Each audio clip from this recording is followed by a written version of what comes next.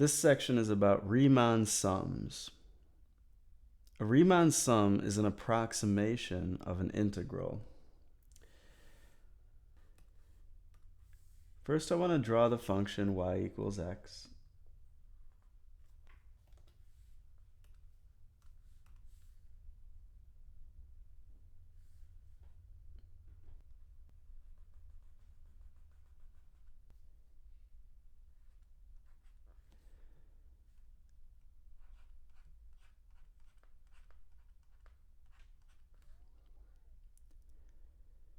Next, let's mark off the boundaries of the definite integral, like we did in the past.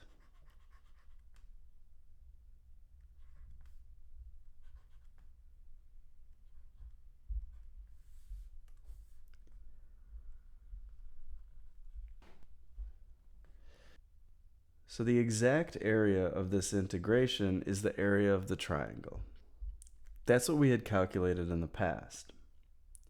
Now we want to create an approximation to that area using what's called a left Riemann sum. A left Riemann sum is a series of rectangles where the height of the rectangle is determined by the height of the function. And the width of the rectangle is arbitrarily determined by the number of rectangles and also the interval size. Our interval size is going to be found by b minus a. Okay, so that's 5 minus 0. And that's 5.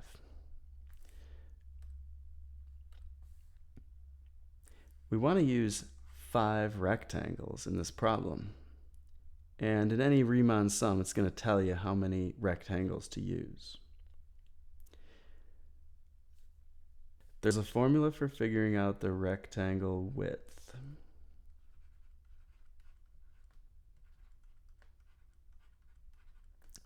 The formula is this.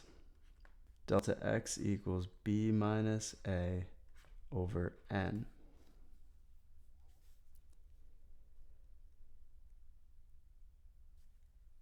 All right, so we just have to plug in our numbers.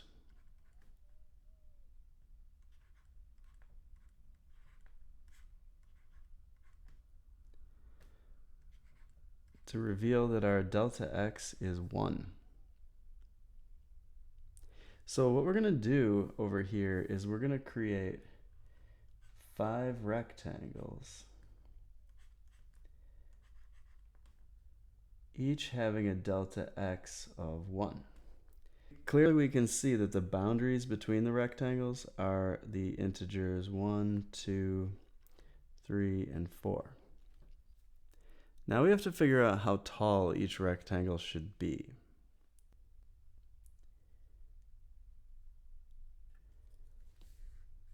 To figure that out, I'll make a table.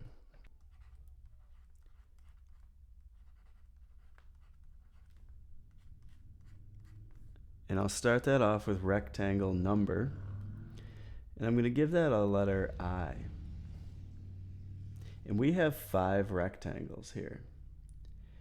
So I'm going to start with rectangle number 1, rectangle number 2, 3, 4, and 5. Next, I need a position of the rectangle. I'm going to call that x with a little subscript of I.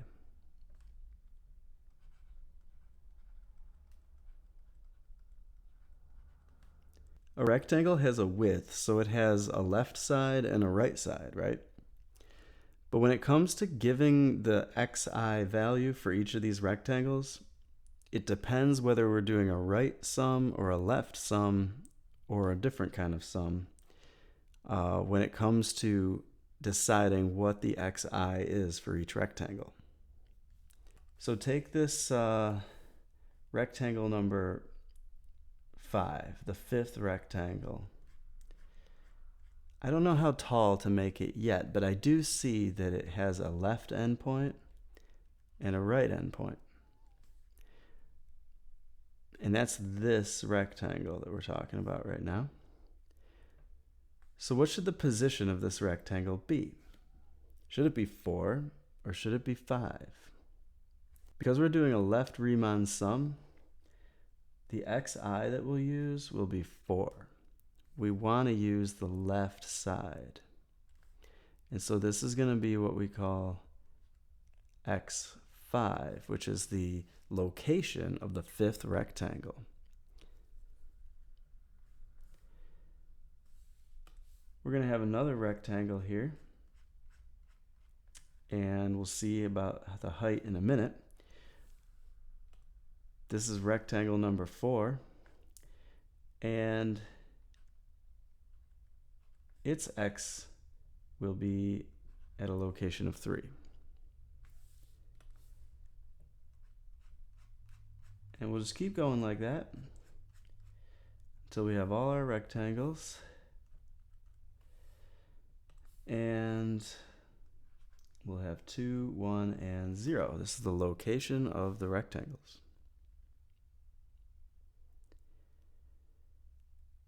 Now we have to figure out how tall the rectangles should be.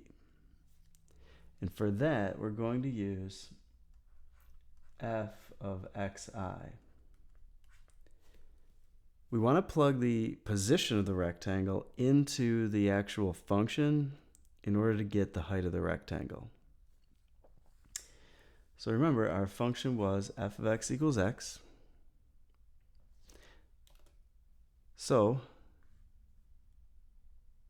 we're going to have a 0 here, and a 1 here, 2, 3, and 4. Those are going to be the heights of the rectangles. So interestingly, this first rectangle is based on the function having a value of 0. So our rectangle won't have any height either. Our next rectangle, though, will have a height of 1.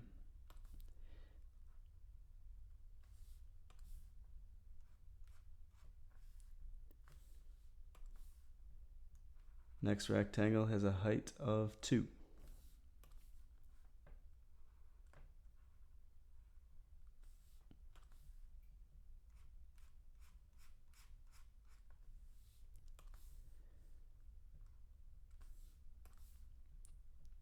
Next rectangle has a height of 3.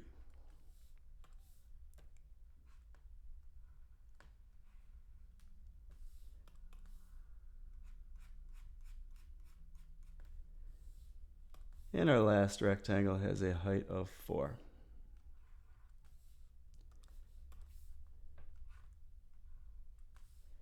This is an example of a left Riemann sum where the left side of the rectangle determines its height.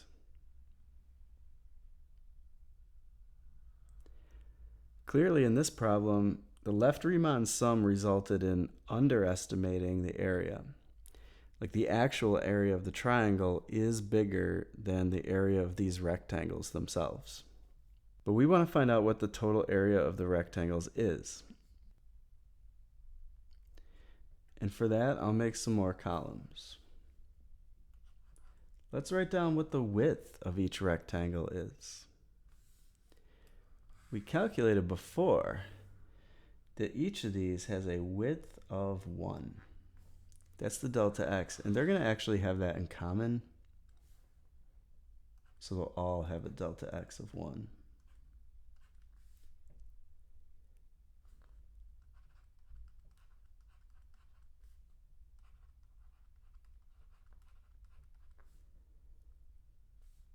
Okay, next we want to find the area.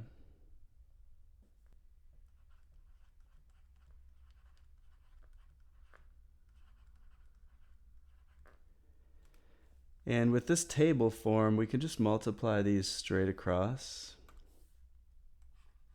So just multiply your 0 times 1 to get 0. Multiply your 1 times 1 to get 1. And so on. Now I can go back and label each rectangle with its correct area.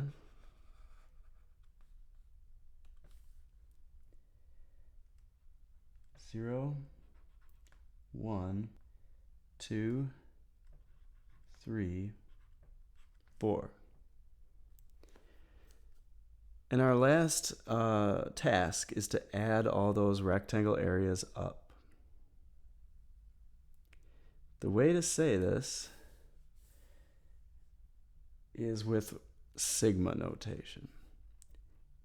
Sigma in calculus means a sum of things. And we want to sum all the rectangle areas. And that would be written this way, symbolically. So just add the column. 1 plus 2 makes 3, plus 3 is 6, plus 4 is 10.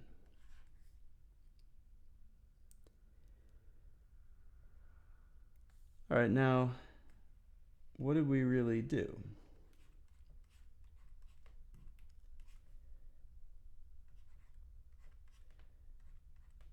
We added f of 0 times 1 plus f of 1 times 1 plus f of 2 times 1 plus f of 3 times 1 plus f of 4 times 1. That's if you want to put it all into one equation.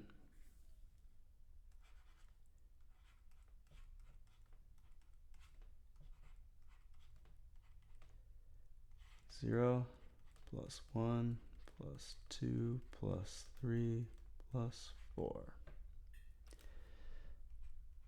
equals 10. We added up the areas of 5 rectangles.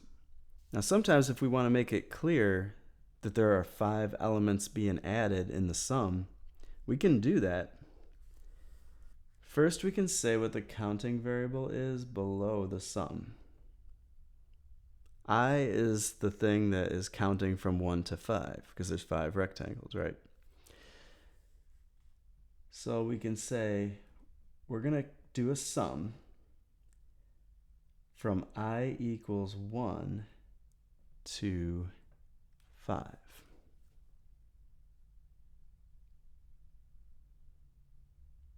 And this just makes it clear to the reader how many rectangles we have. And now the problem's finished. Now we should compare the area we got to the actual integration.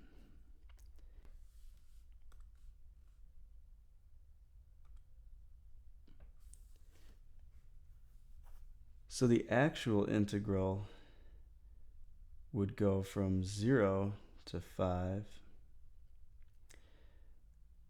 of x dx. It would be x squared over 2 from 0 to 5, which would be 5 squared over 2 minus 0 squared over 2. And that's 12.5. So 10 is just a little bit less than 12.5. And that should make sense according to the picture we had drawn. Let's try to approximate the same integral, but this time using a right Riemann sum.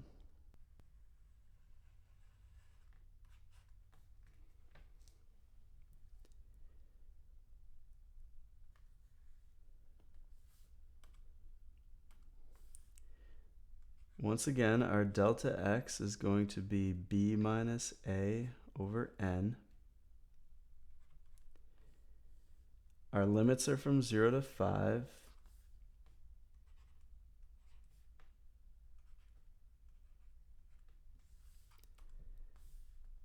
So we're going to want 5 minus 0 over 5 rectangles. That gives us a delta x of 1.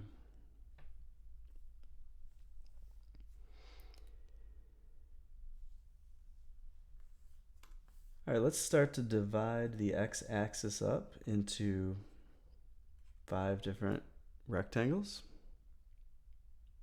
We don't know the heights yet, but we can start our table, and we'll put in our rectangle numbers.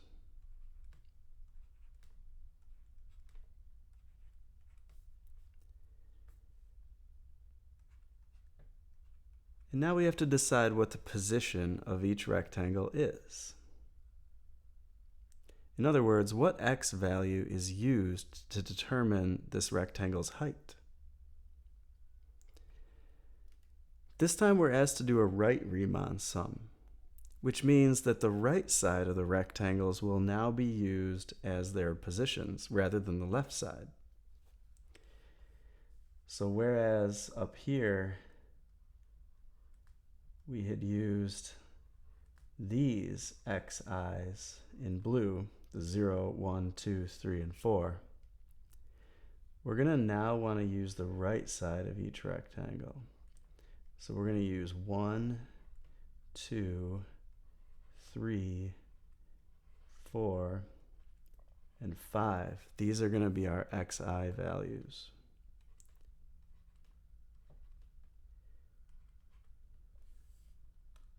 Okay, so this will be x1, x2, x3, x4, and x5. All right.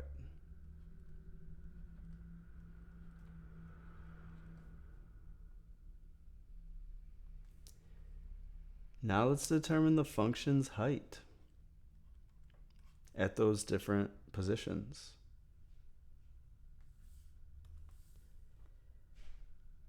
An x of 1 would have a function height of 1.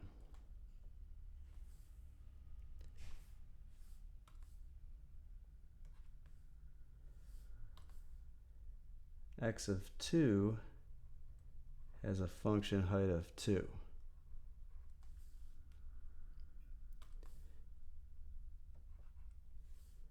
And so on.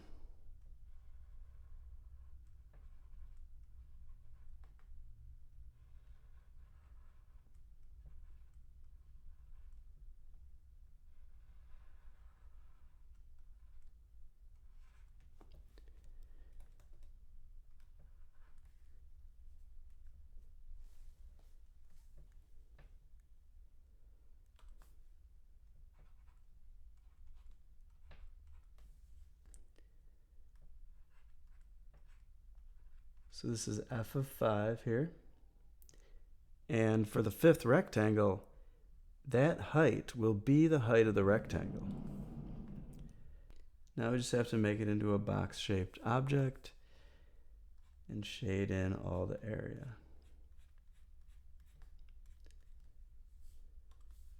And do that for all the rectangles.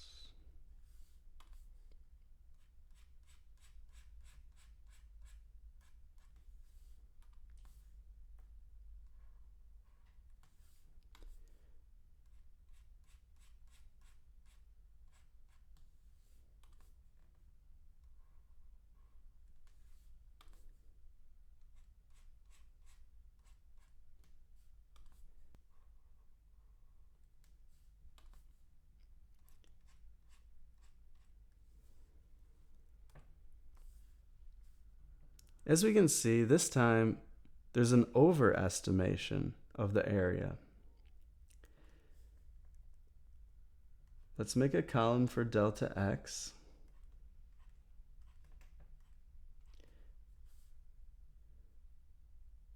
Which was just the width of each rectangle. Then we want to multiply the width times the height to get the area. And we could just call that AI, which is the area of each rectangle. So multiply straight across with these last 2 columns The first rectangle has an area of 1. The second has an area of 2. Third has an area of 3. And then 4 and 5.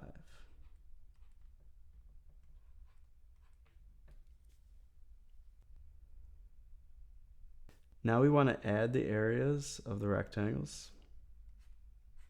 That could be written like this, or like this.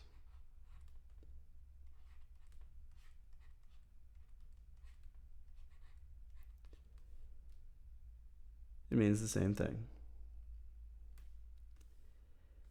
It means the same thing because the area of each rectangle is the product of its height times its width.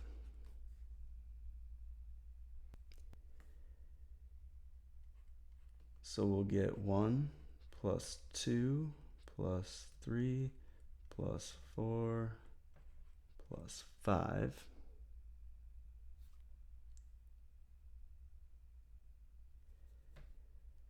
And then what we can say, the true integral from 0 to 5